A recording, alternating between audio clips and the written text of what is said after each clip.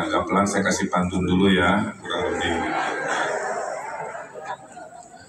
Malam-malam mencuci beras, Cakep. di Kuitang jualan talas. Cakep. Yang tadi jawab salam dengan keras, saya doakan hutangnya lunas. Amin yang paling kencang. Ya, ini hutang ke banknya banyak nih para konglomerat. Ya, perkenalkan nama saya Ridwan Kamil. Saya anak Indonesia yang mencintai negeri ini melalui eksistensi keilmuan, pengalaman. Ternyata garis tangannya sudah seperti ini, ingin mencintai, ingin mengurusi, ingin menyayangi yang namanya penduduk warga masyarakat Kota Jakarta. Izinkan saya menyampaikan sedikit perkenalan. Ya. Saya ini 7 tahun tinggal di luar negeri, ya, karena sekolah dan bekerja di Hong Kong dan di Amerika. Kerjanya mendesain kota, Pak. Ya, jadi mendesain kotanya di Tiongkok paling banyak, di Timur Tengah juga banyak. Sehingga waktu di Tiongkok saya punya pandu juga tuh, ya, di sana. Mau dengar nggak? Membeli ramen di Lewiliang. Di Manhan Piauliang. Yang artinya? Pokoknya cantik-cantik.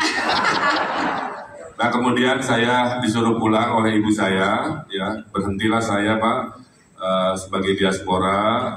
Kemudian saya ditugaskan sebagai tim ahli Gubernur Jakarta. Ini banyak yang nggak tahu. Saya 7 tahun, Pak, kerja untuk Pak Sutioso dan Pak Fauzi Bowo. Berhenti jadi tim ahli gubernur karena nyalon wali kota Bandung. Setelah itu 10 tahun jadi wali kota, ngurusi rakyat, ngurusi masyarakat, jadi gubernur Jawa Barat yang penduduknya paling besar, ada 50 juta, saat COVID pula, ujian kepemimpinan yang luar biasa. Kemudian sudah setahun diminta Pak Jokowi menjadi kurator IKN. Jadi saya paham dampak jika ibu kota ini sudah full pindah ke IKN, Pak, Jakarta itu akan kehilangan 30 triliun setiap tahun. Oke, itu konsekuensinya. Nah, sehingga saya ke sini itu, tolong tampilkan ya. Yang harus dilakukan seorang pemimpin adalah mendengarkan rakyat. Itulah kenapa dalam proses demokrasi kita, Pak, belusukan itu penting, ya takut ya. Belusukan itu kita mendengarkan dan beda-beda, Pak, ya. Kalau di level menengah bawah, keinginannya itu adalah negara hadir, mensupport. Tanpa negara hadir, kemiskinan struktural tidak akan terselesaikan. Ya. Kalau di menengah atas, keinginannya adalah dimudahkan urusan, tidak minta macam-macam.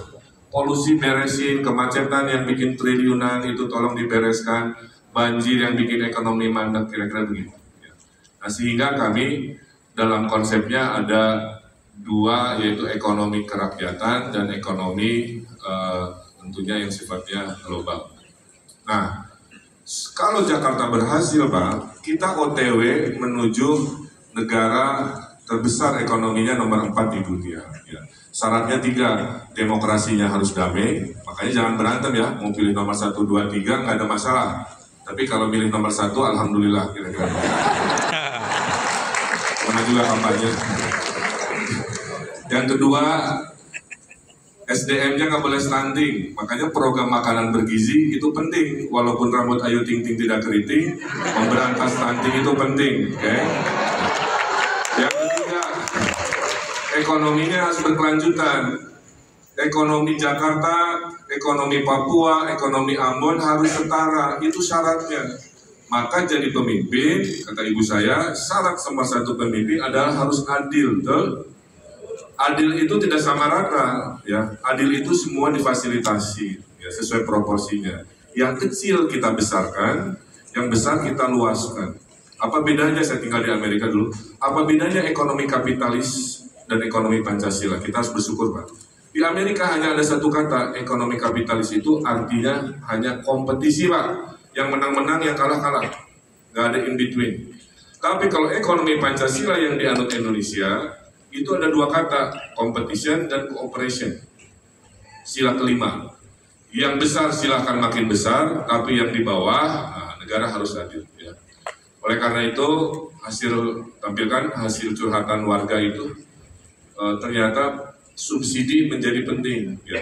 Oleh karena itu, kami pasangan nomor 1 ini full akan mensubsidi golongan yang paling bawah. Makanya tahun depan, sekolah tidak hanya gratis di negeri, tapi gratis juga di swasta. Ya. Sehingga golongan menengah bawah yang nggak bisa masuk negeri, tapi susah juga sekolah mahal di swasta, itu swastanya akan disubsidi oleh negara, kira-kira begitu. Pak, saya pengen usaha tapi nggak punya motor sebagai agunan, ya, ini curhatan di bawah ya. Maka kita ada program misalkan kredit tanpa bunga, berbunga tanpa agunan, namanya kredit kelompok, ya. Daftarnya minimal berlima. Kalau satu masalah 4 musyawarah, tuh sila kelima, ya. Sehingga bisa ke warung, bisa ke bakso, toko dan sebagainya. Ya. Kemudian di bawah itu sembako selalu menjadi perhatian ibu-ibu. Saya sebagai Gubernur Jawa Barat, Pak, terbiasa di demo buruh, terbiasa di demo oleh mahasiswa. Tapi kalau di demo oleh ibu-ibu, itu dunia sedang di akhir zaman, kira-kira begitu. Jadi nggak boleh ada ibu-ibu sampai demo. Oleh karena itu, suplai pangan kita, ya, itu harus kita dorong juga untuk mendukung pertumbuhan ekonomi 8% dari Pak Prabowo. Gimana caranya? 1, kalau harga pangan mahal, anggaran Pemprov Jakarta kita kasih ratus miliar untuk mengintervensi harga.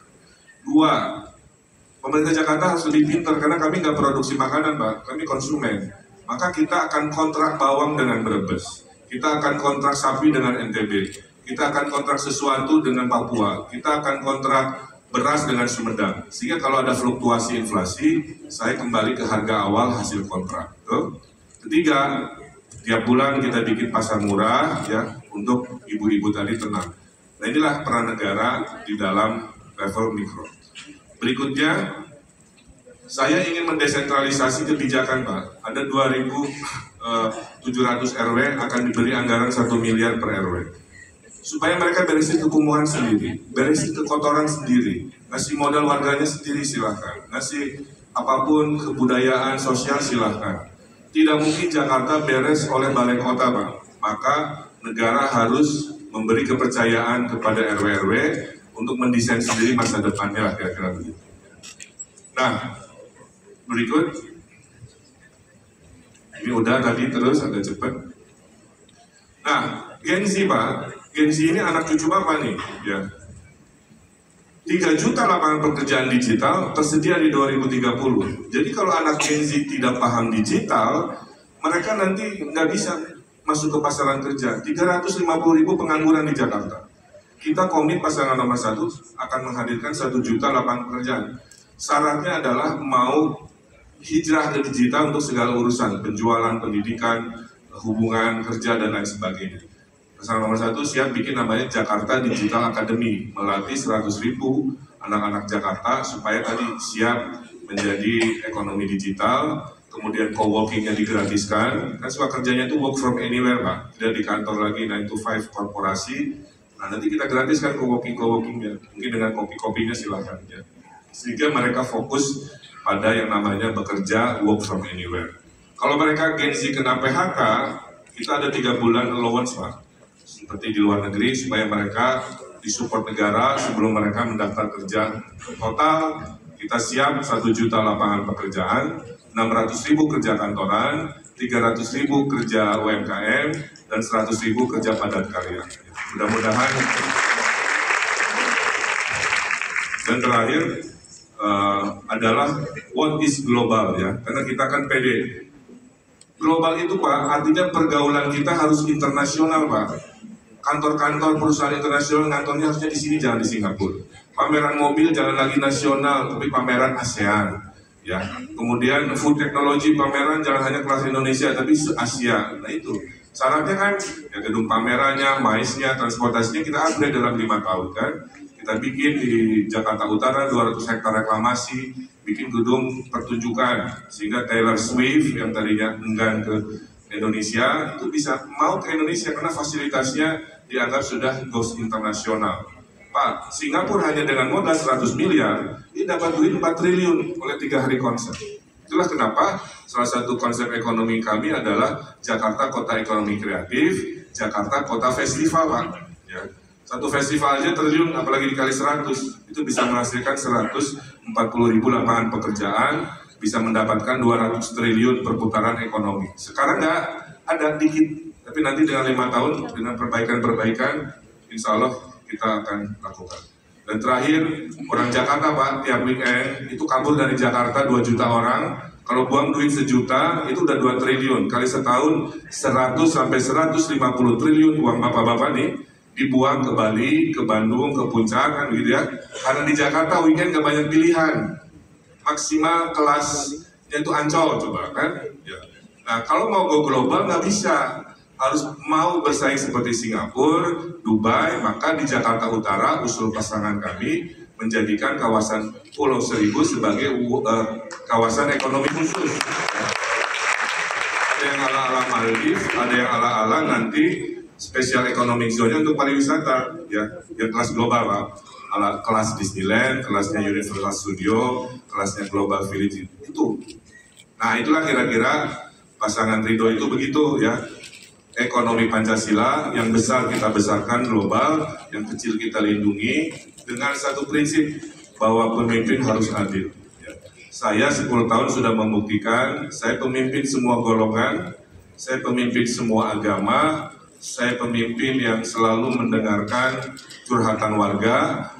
50% Jakarta di masa depan adalah ide pemimpin, 50% ide Jakarta di masa depan adalah ide Bapak Ibu semua. Nanti kita gabung, itulah menjadi cetak biru di New Jakarta, makanya judulnya Jakarta Baru, Jakarta Maju. Ya. Membeli kado isi sepatu, saya ulangi, beli kado isi sepatu, ke pasar baru membeli baju. Pasangan Ridho nomor urut 1 paling siap membawa Jakarta Baru semakin maju. Ya, terima kasih.